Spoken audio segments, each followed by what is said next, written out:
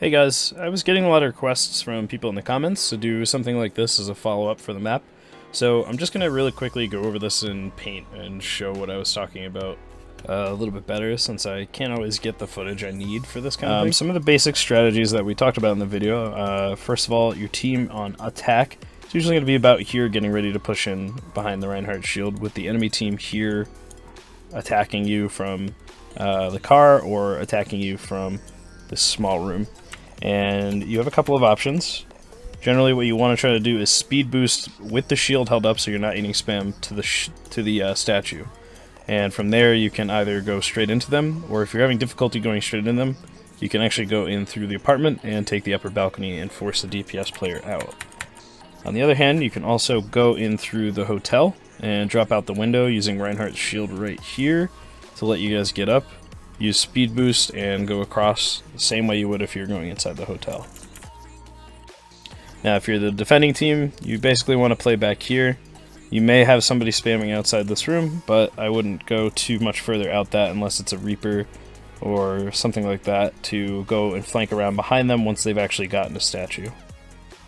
So looking at this from the defensive standpoint, you're basically playing behind your Reinhardt shield, preventing them from getting in.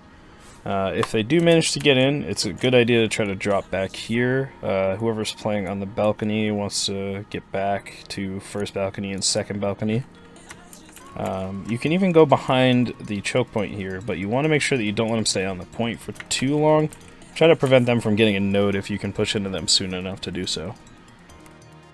And right here you can really see the effectiveness of what someone standing up here on second balcony can do.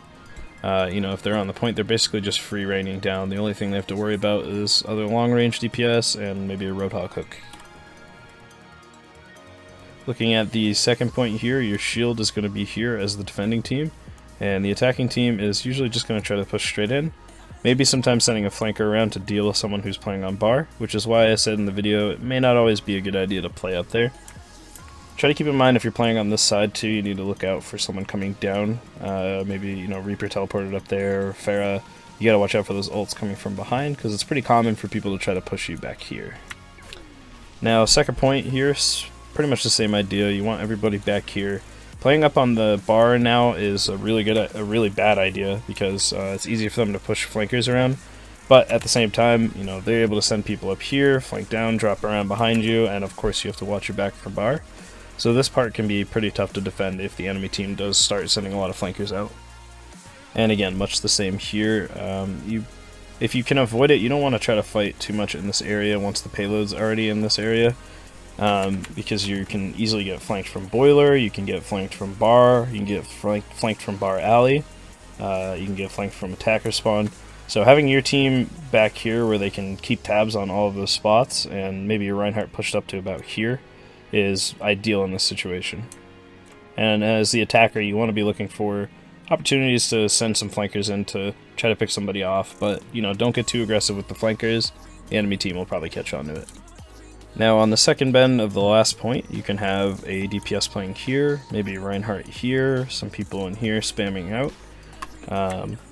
You don't generally want to push up past this choke point, because unless you're wiping the enemy team, going up there just gives them a good opportunity to fight you on even ground where you don't have a whole lot of cover to retreat to. And you're coming out of a spawn without a whole lot of cover unless you push up the right side.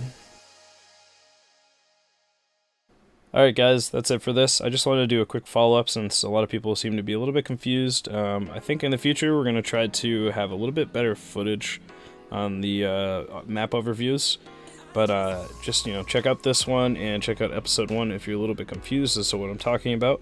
And we will see you guys next time.